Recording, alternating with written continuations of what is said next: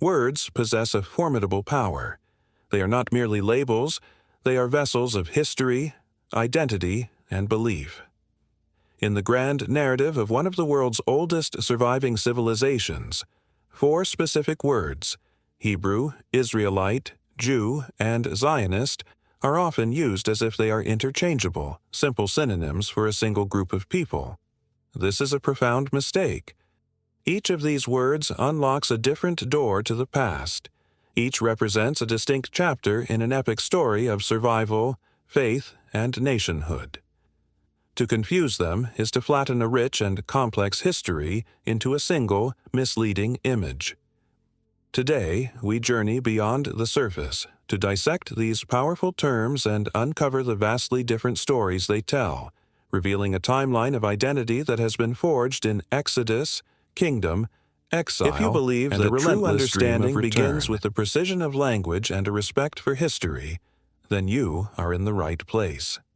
Help us continue this mission of clarity and deep exploration by hitting that like button and subscribing to our channel. Join a community dedicated to looking beyond the headlines and understanding the foundational stories that continue to shape our world. You won't want to miss the insights we're about to share. Our story begins not with a kingdom or a religion, but with a single individual and a journey. The first of these terms, Hebrew, or Ivri in the original tongue, is the most ancient. Its origins are deeply rooted in the book of Genesis and point to the patriarch Abraham.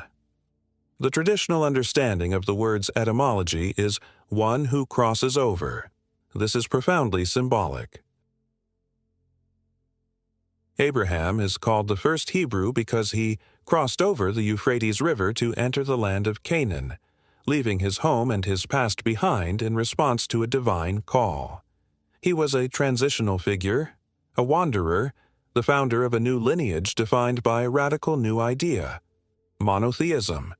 The term Hebrew, therefore, in its earliest conception, doesn't describe a citizen of a nation, but an ancestor of a people, a pioneer of a faith.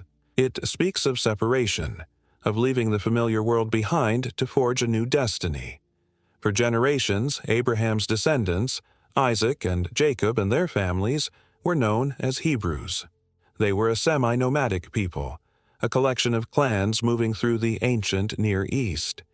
The term appears in the Bible most often when foreigners are speaking about them, or when they are distinguishing themselves from other peoples, like the Egyptians.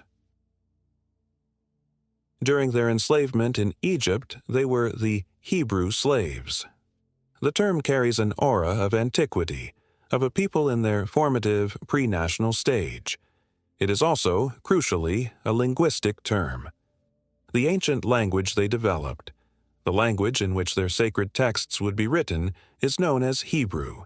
So, Hebrew refers to an ancient ancestor, a historical people, and a sacred language. In the modern world, its use to describe primarily a person a historical is rare and linguistic designator. While institutions like the Hebrew University of Jerusalem use the name to connect with this ancient lineage, you will seldom hear a Jewish person today introduce themselves as a Hebrew. The word belongs to the dawn of the story, the foundational chapter before the birth of a nation.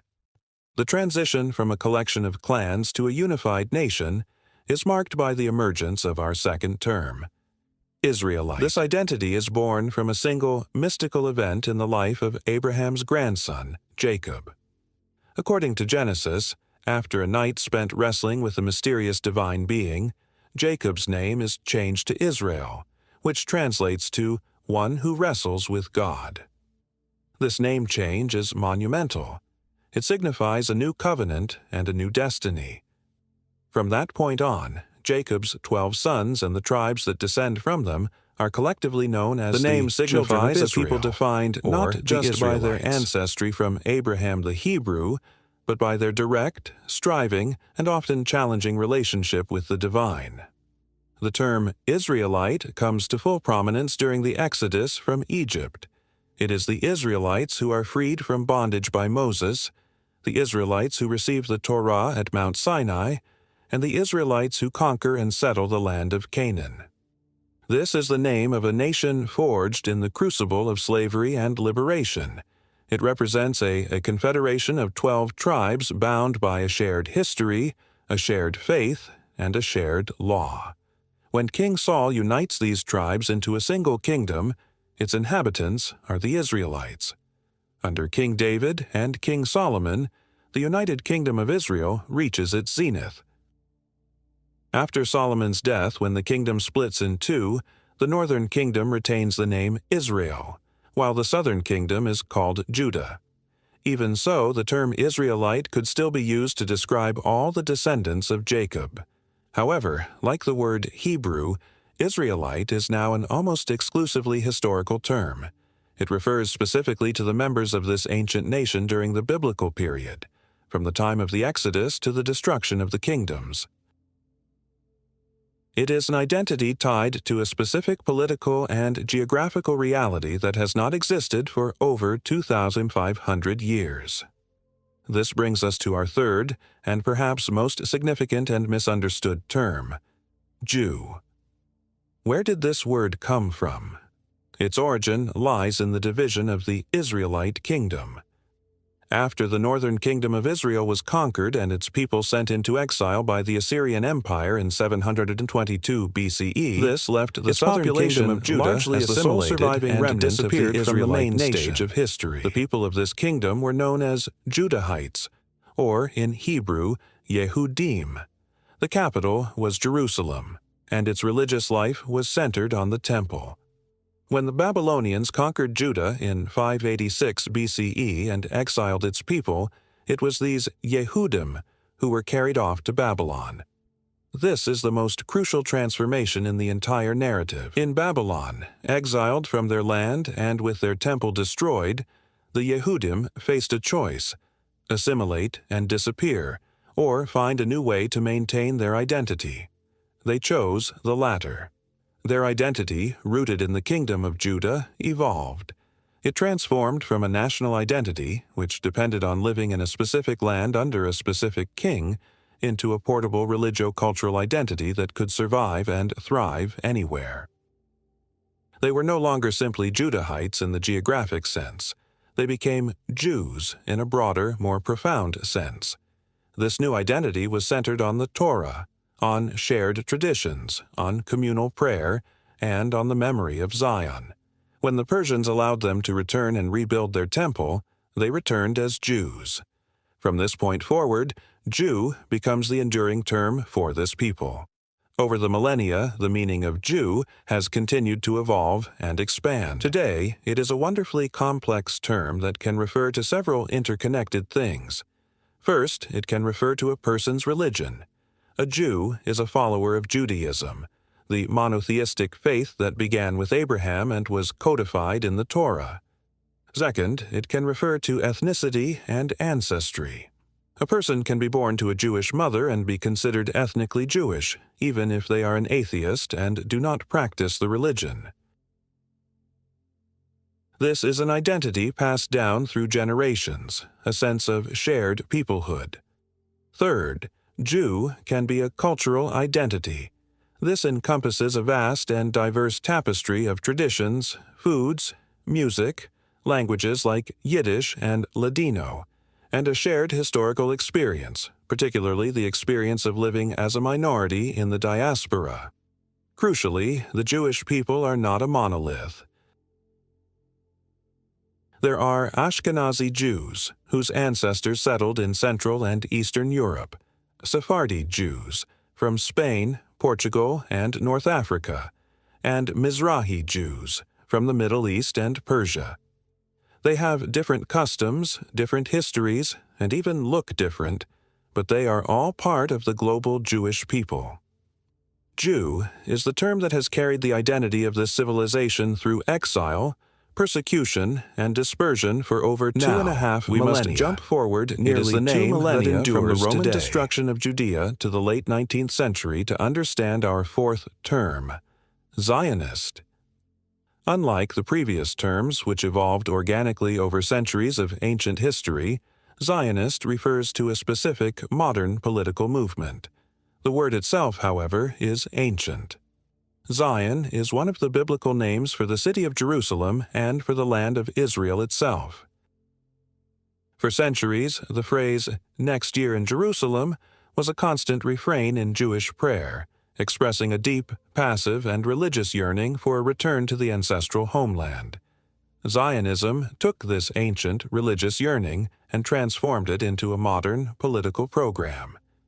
Political Zionism was founded in the late 19th century by an Austro-Hungarian journalist named Theodor Herzl. He witnessed the virulent anti-Semitism of his time in Europe, exemplified by the Dreyfus Affair in France, and came to a radical conclusion. As long as the Jewish people remained a stateless minority in other nations, they would never be safe from persecution. Assimilation had failed. The only viable solution, he argued, was for the Jewish people to achieve self-determination and sovereignty in their own national home. Zionism, at its core, is the belief that the Jewish people, like any other nation, have the right to a state of their own in their ancestral land, the land of Israel. It is a movement of national liberation. It is absolutely crucial to understand the nuances of this term, as it is one of the most contentious in the modern world. First, not all Jews are Zionists. There are some, particularly within certain ultra-Orthodox communities, who believe that a Jewish state should only be established by the Messiah, not by human political action.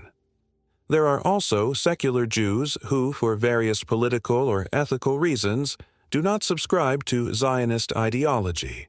Conversely, not all Zionists are Jewish.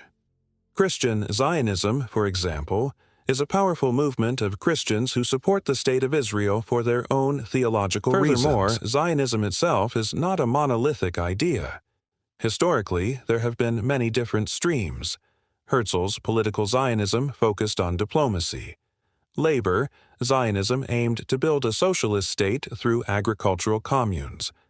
Religious Zionism saw the movement as a part of the divine plan for redemption, and cultural Zionism, advocated by thinkers like Ahad Ha'am, focused on creating a cultural and spiritual center for the Jewish people in the land. Today, the term Zionist is highly charged. For its supporters, it represents the fulfillment of a 2,000-year-old dream, a movement that rescued the Jewish people from the ashes of the Holocaust and restored their dignity and sovereignty. It is seen as a movement of self-defense and national pride. For its critics, however, particularly in the context of the Israeli-Palestinian conflict, the term has become associated with the displacement of Palestinians, the occupation of territory, and policies of the Israeli state. It's essential to understand that when people use the word Zionist, they may be referring to a wide range of beliefs, from the basic right of Israel to exist, to the specific policies of its government, to a broader ideological platform. Understanding this term requires acknowledging its historical context as a response to anti-Semitism, as well as its complex and controversial role in modern geopolitics. Finally, to complete our journey into clarity, we must add a fifth, distinct term, Israeli. This term is the simplest of all. An Israeli is a citizen of the modern State of Israel. That is all. It is a nationality, just as French or Japanese are nationalities. This is a critical distinction. About 20% of Israel's population Not all Israelis are Jews, comprised mostly of Arab citizens who are Muslim, Christian, or Druze. They are Israelis. They vote in Israeli elections, serve in its parliament, and are part of its society. And just as not all Israelis are Jews, the vast majority of Jews in the world are not Israelis. Of the approximately 15 million Jews worldwide, a little less than half live in Israel. The rest live in the diaspora, with the largest community being in the United States. Therefore, Israeli denotes citizenship in a modern state, while Jew denotes membership in a global religion, ethnicity, and culture. So, let us retrace our steps. We began with the Hebrew, the ancient wandering ancestor who crossed over to begin a new faith. This identity gave way to the Israelite, a member of a unified nation of 12 tribes. When that kingdom was shattered and the surviving remnant became known as the Jew, an identity that evolved to transcend land and state, becoming a portable civilization that survived for millennia in the diaspora. In the modern era, Zionism emerged as a political movement to restore that people's national sovereignty in their ancestral home, Zion. And from the success of that movement, the modern Israeli citizen was born, a nationality comprised of Jews and non-Jews. Each word is a snapshot of a different era, a different struggle, and a different form of existence. To understand them is to understand the remarkable, continuous, and ever-evolving story of a people who have journeyed through nearly all of recorded history.